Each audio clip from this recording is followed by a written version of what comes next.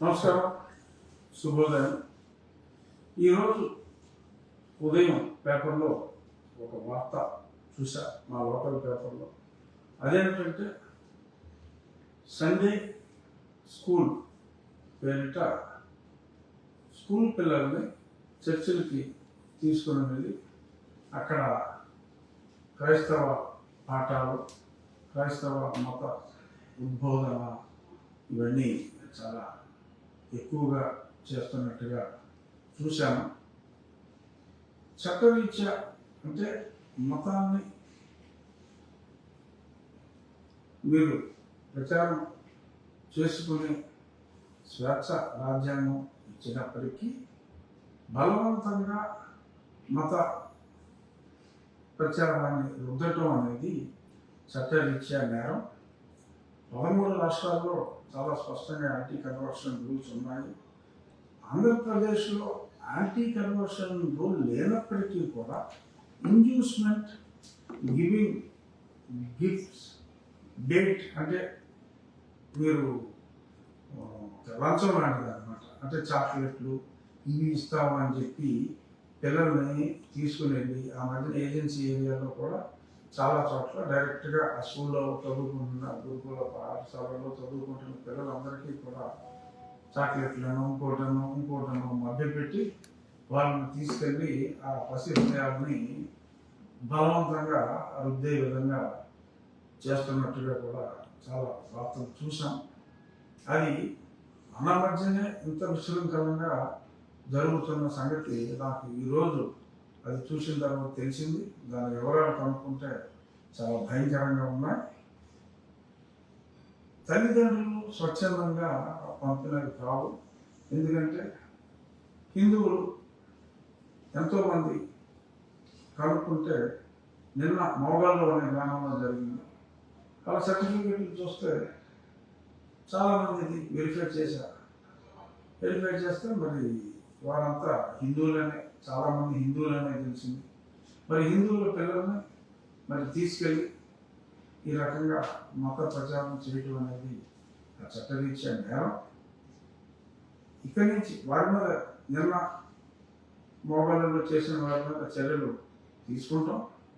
అలాగే మీ పిల్లల్ని మీకు తెలియకుండా జరిగిన ఇటువంటి క్లాసులు జరుగుతున్నప్పుడు ఖచ్చితంగా మేము కూడా ఇన్స్పెక్షన్ చేస్తాం. అక్కడ తల్లిదండ్రుల అనుమతి లేకుండా హిందువుల పిల్లలను వారిలాగా మత ప్రచారం చేస్తూ ఉంటే కనుక ఖచ్చితంగా చట్టపరంగా వారి మీద చర్యలు తీసుకోవడం జరుగుతుంది. డిప్యూటీ స్పీకర్కి ఏంటి సంబంధం, త్రిపులార్కి ఏంటి సంబంధం, త్రిపులార్ మీద చర్యలు తీసుకోవాలి అని మీరు మాట్లాడితే మీరు అభ్యంతరంగా హ్యాపీగా మాట్లాడుకోండి. చట్టంలో ఉన్నదాన్ని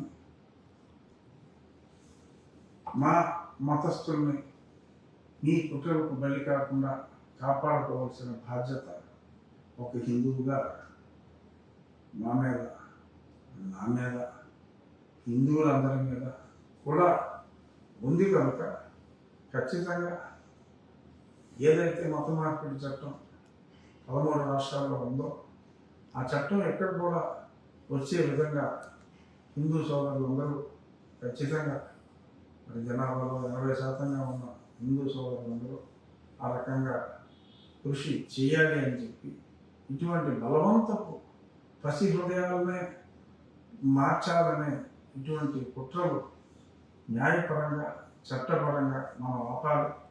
తల్లిదండ్రులందరూ అప్రమత్తతగా ఉండండి.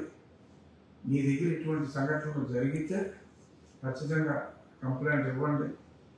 ఇటువంటి చర్యలు మరీ ఎక్కువగా అవుతున్నాయి.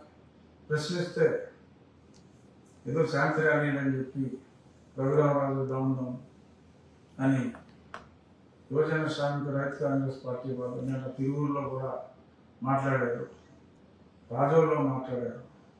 ఏంటో మాట్లాడతారు, మాట్లాడి మా పార్టీ వాళ్ళు నా మీద చర్యలు తీసుకోవాలని చెప్పి వైఎస్ఆర్ కాంగ్రెస్ పార్టీ వాళ్ళు మాట్లాడుతున్నది అనేది అసలు జోక్ ఆఫ్ ది మిలీనియంగా ఉంది. నేను హిందూ మత ప్రచారం చేయట్లేదు. హిందూ మతాన్ని ఇతరుల బారి నుంచి కాపాడుకోవాల్సిన బాధ్యత ఉంది. బలవంతంగా ఎవరికి మార్చే హక్కు లేదు అని మాత్రమే రాజ్యాంగబద్ధంగా అందులో ఉన్నట్టు నేను చెప్తున్నాను. ఇటువంటి సండే స్కూల్స్కి మన హిందువుల పిల్లలు సర్టిఫికెట్లో స్పష్టంగా హిందువులను ఉంటే మరి వాళ్ళు కూడా బలవంతంగా తీసుకెళ్ళి పసి హృదయాల్లోనే మరి వివిధ ఇతర మతాల బోధనలు చేయటం తల్లిదండ్రులు జాగ్రత్తగా ఉండాలి. But at the same time ఇటువంటివి జరగకుండా చూసుకోవాలి. హెల్ప్ లైన్ అవసరమైతే చర్యలు ఎలా తీసుకోవాలి అనే దాని మీద హెల్ప్ లైన్ కోసం ఒక హెల్ప్ లైన్ని మిత్రులు సాటి హిందూ సోదరులు హిందూ పరిషత్తులో ఉన్నారు, అన్ని రకాల హిందూ సంస్థల్లో ఉన్నారు, హిందూ ధార్మిక సంస్థలు ఉన్నాయి,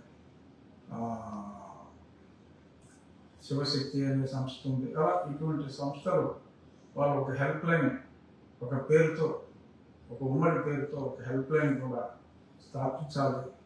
ఇటువంటి సమాజంలో జరుగుతున్న ఇటువంటి రుగ్మతలకు ఒక హెల్ప్ లైన్ ఉండాలి అనే ఆలోచన కూడా వాళ్ళు చేస్తున్నట్టుగా నాతోటి మాట్లాడారు.